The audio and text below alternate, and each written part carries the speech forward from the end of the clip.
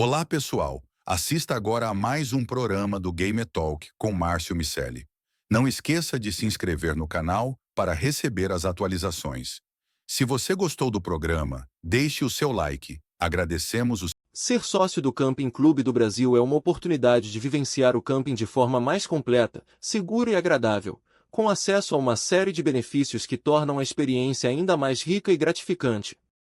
Além de infraestrutura de qualidade, você faz parte de uma comunidade apaixonada pela natureza e pela prática do turismo sustentável. Se você é um amante do camping ou deseja se aprofundar nesse estilo de vida, o CCB é o lugar ideal para aproveitar ao máximo cada momento ao ar livre. Entre de sócio agora mesmo para o Camping Clube do Brasil. Em nome do Camping Clube do Brasil, nossos amigos, parceiros, nosso amigo Arnaldo Martins, botafoguense, hein? Deve estar vibrando nosso amigo Arnaldo Martins ali com o título do Fogão. E aí, dando continuidade, o Botafogo pegou, sabe quem nas oitavas? Palmeiras, Palmeiras que tinha sido a terceira melhor campanha na fase de grupos. Botafogo decidiu fora, né? Jogou no Newton Santos o primeiro jogo, ganhou suado ali, um 2-1 ali, bem apertado diante do Palmeiras. Depois foi para São Paulo para decidir a sua sorte no Allianz Parque. Reviveram ali a questão do confronto, né, do ano anterior, que já estava bem acirrado, principalmente entre o Textor e a Leila Pereira, né, que haviam se desentendido aí na imprensa por conta de problemas que aconteceram. O Botafogo foi ao Allianz Parque, abriu 2-0 do Palmeiras, 2-0 do Palmeiras, e o que aconteceu?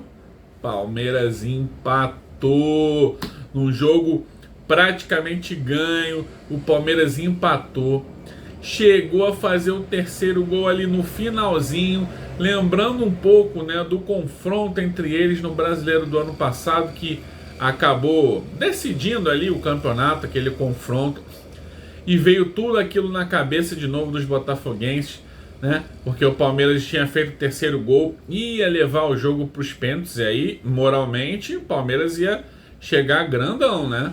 Mas aí, o gol, por sorte do Botafogo, foi anulado pelo VAR. Anulado pelo VAR. E aí, o Fogão conseguiu se classificar diante do Palmeiras, eliminando um tricampeão da competição, hein? E fora de casa. E aí veio as quartas de final e o Botafogo pegou o São Paulo, São Paulo, outro tricampeão da Libertadores. Outro time que na fase de grupos havia terminado em primeiro em seu grupo. Ou seja, o Botafogo foi para decidir fora de novo. No Newton Santos, empate ali em Source, em 0-0, né? No Morumbi, jogo da volta, o Botafogo fez 1-0, botou pressão em cima do São Paulo, mas o São Paulo, sempre forte em casa, conseguiu o empate através ali do Caleri, né, do artilheiro Agustín Caleri, argentino.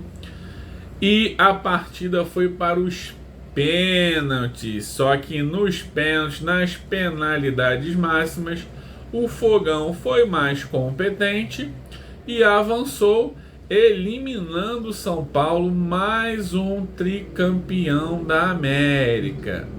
E aí o Botafogo foi para enfrentar o Peñarol do Uruguai, tradicional clube uruguaio, 5 vezes campeão da competição. Tudo bem, outros tempos, né? O Peñarol já não é mais o mesmo há um bom tempo, mas sempre um time aguerrido, sempre um time forte. E o Peñarol tinha eliminado o Flamengo, né? Então, que é um time bem melhor que o Peñarol. Então chegou com moral ali diante do Botafogo. E mais uma vez o Botafogo decidiu fora, porque o Peñarol foi o segundo do seu grupo, assim como o Botafogo, porém ele foi um segundo colocado, uma colocação melhor que o Botafogo, à frente do Botafogo, e por isso decidiu também em casa. Só que no Newton Santos, meus amigos, vocês lembram bem, o Botafogo bagunçou. Primeiro tempo ali difícil, 0 a 0, o Penharol até começou com algumas chances. O Botafogo no final tentou fazer o seu gol, não conseguiu, mas no segundo tempo foi aquele massacre, aquele baile de gala, e o Botafogo sapecou 5 a 0 no Penharol. Em semifinal de Libertadores, o Botafogo fez 5 a 0 no Penharol, pentacampeão da competição, um clube de camisa. E foi pro Uruguai tranquilo, né? Tranquilinho, no Manaus, podendo perder até por 5 gols de diferença, né? 4, né? Para não levar para os pênaltis. Então o Botafogo entrou relaxado, não botou muito o pé. O Penharol conseguiu a sua vitória, venceu por 3 a 1, né? Chegou a abrir 2 a 0, deu aquela ali um esboço ali, ameaçou ali, mas o Botafogo depois diminuiu, e aí na sequência o Penharol fez o terceiro, mas não foi o bastante. Penharol eliminado e Fogão classificado para a finalíssima da competição. Àquela altura, o torcedor botafoguense já começou a imaginar o quê? Que o Fogão ia ser campeão.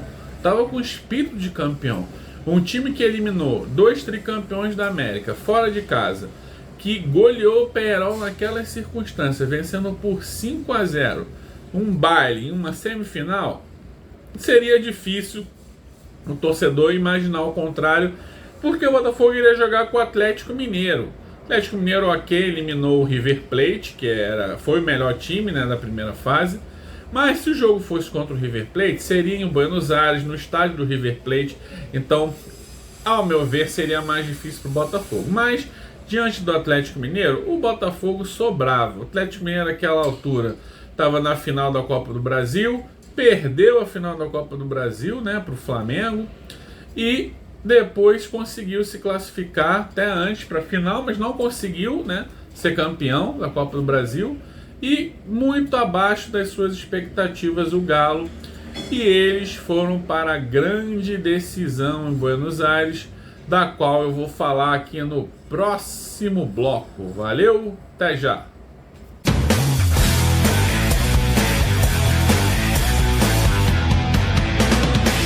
De volta para falar da finalíssima da Libertadores, só da finalíssima. Que jogo épico! 30 segundos, imagine o cenário, 30 segundos de jogo, primeiro tempo. Gregory do Botafogo faz uma falta ali atabalhoada em cima do Batalha do Atlético Mineiro, do zagueiro. Vai com o pé, com a sola da chuteira na cabeça do Batalha. É expulso direto com 30 segundos de jogo em uma final de Libertadores. O que o botafoguense pode ter pensado ali?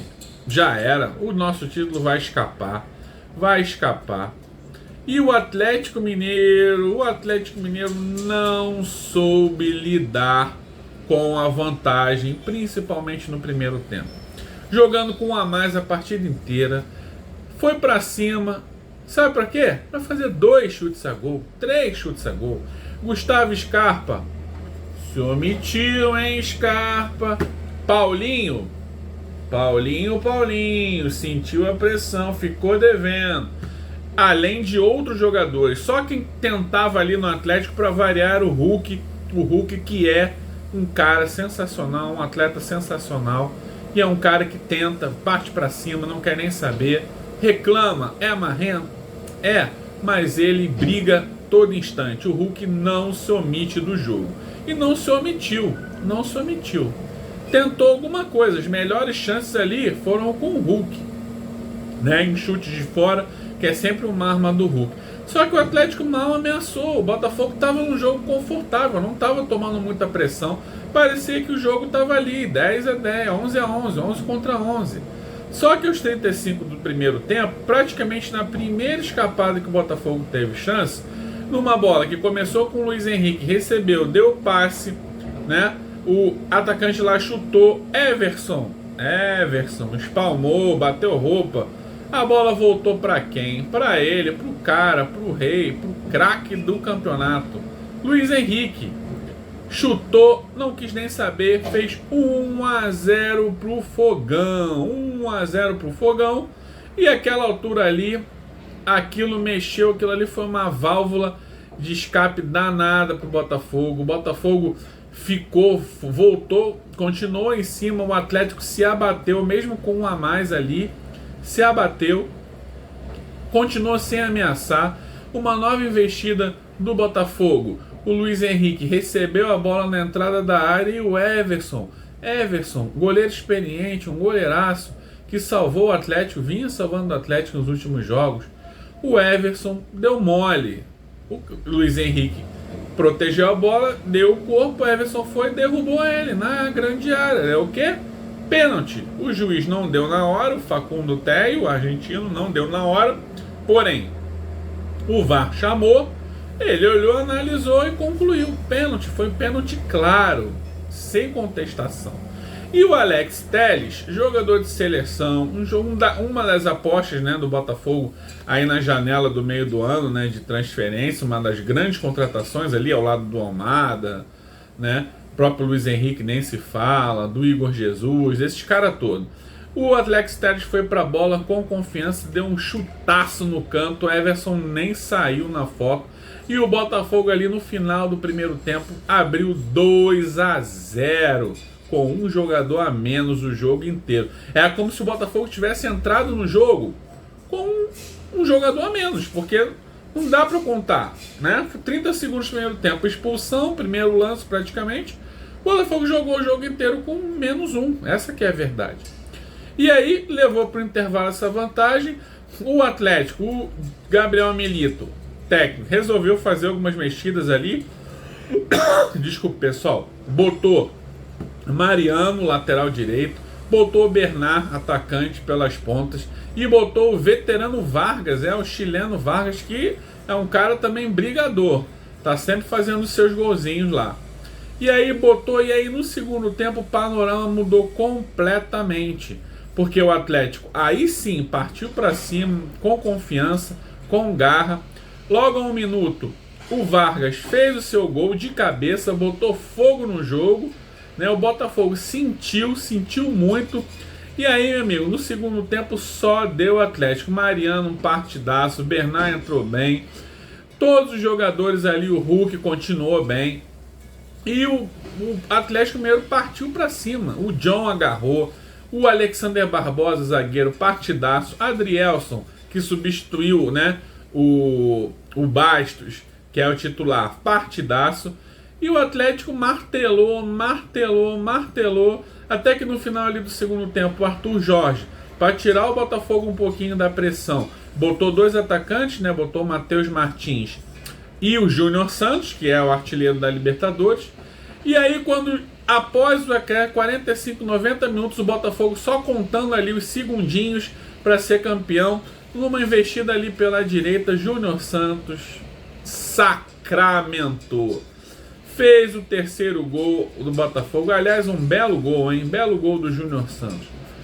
Driblando todo mundo, entrando com quase bola e tudo. Fazendo 3-1 ali aos 47, 48 do segundo tempo. E aí, um abraço, Galo. O Galo ficou na pista de novo. E o Fogão foi o campeão da Libertadores da América. Parabéns, Botafogo.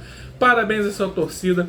Botafogo, último representante aí do time do Mundial da FIFA, que será ano que vem. E olha, 3 times do Rio, hein? Flamengo, Fluminense e Botafogo, que foram exatamente os 3 últimos campeões da Libertadores. Rio de Janeiro dominando a América nos últimos 3 anos. Quem diria, hein? Futebol falido do Rio, com o Flamengo, que já vem ganhando há bastante tempo. Fluminense fazendo uma graça. Botafogo esse ano se reforçando, batalhando e fechando o caixão do Atlético, campeão legítimo. Parabéns, John Texel, a toda a comissão, Arthur Jorge. Realmente vocês arrebentaram. Não é isso? Então, valeu, galera. Vamos voltar aqui para o último bloco para falar um pouquinho da rodada do Brasileirão, tá bom? Valeu e parabéns, Fogão!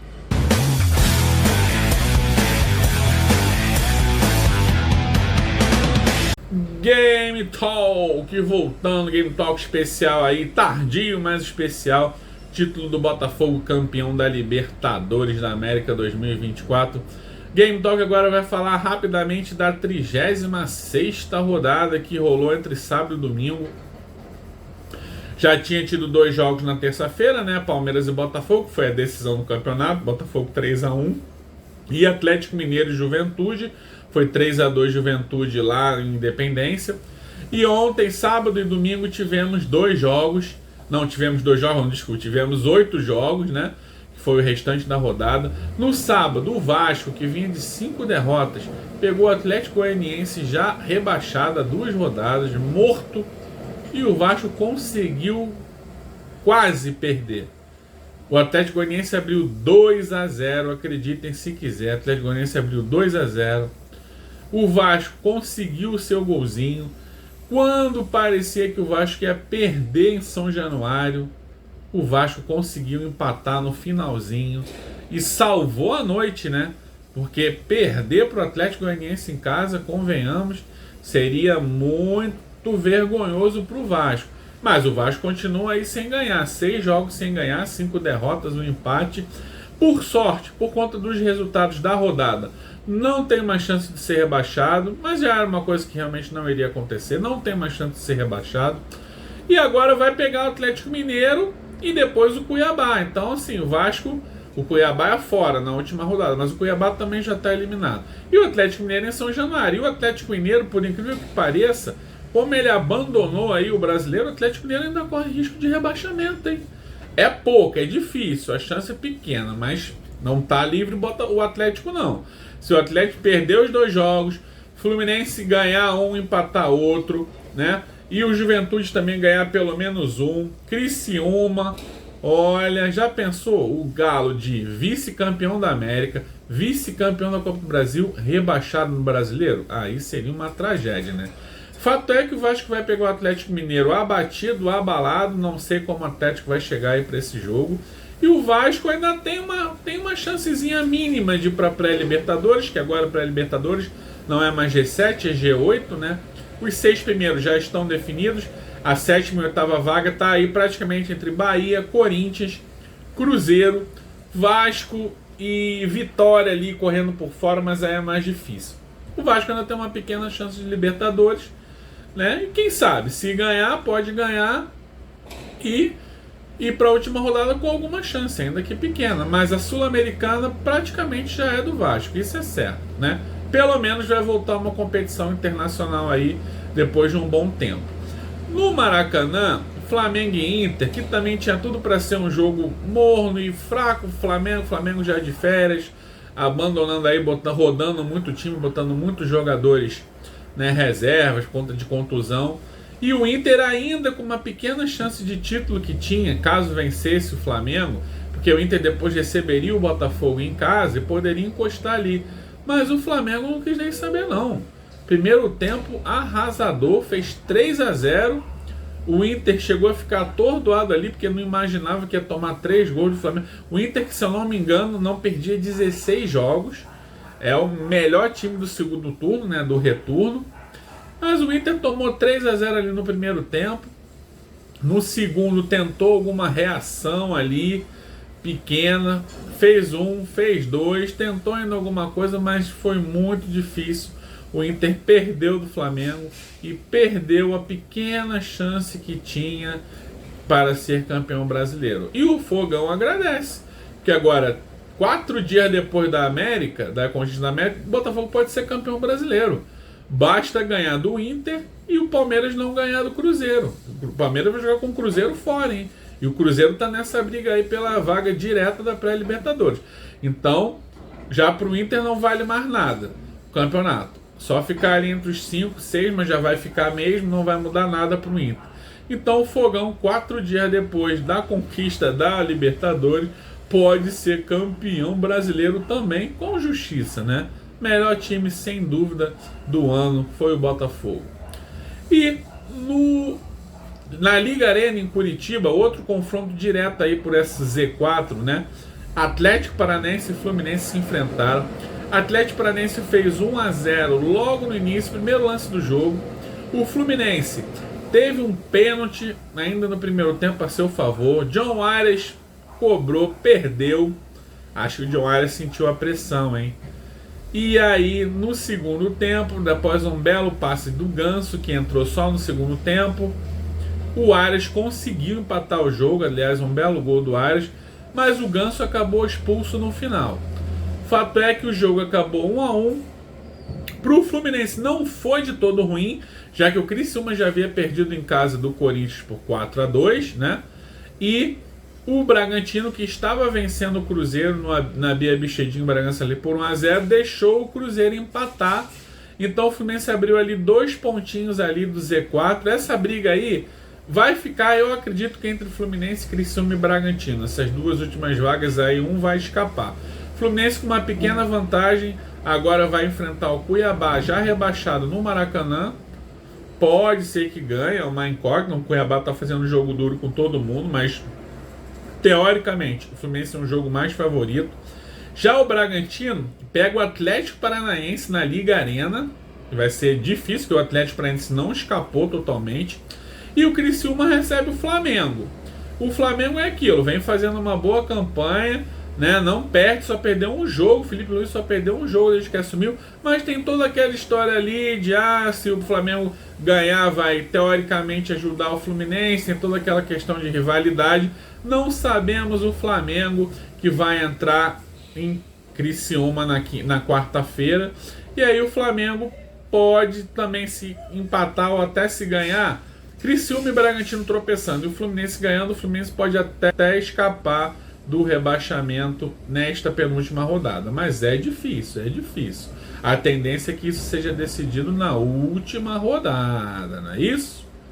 Então é isso.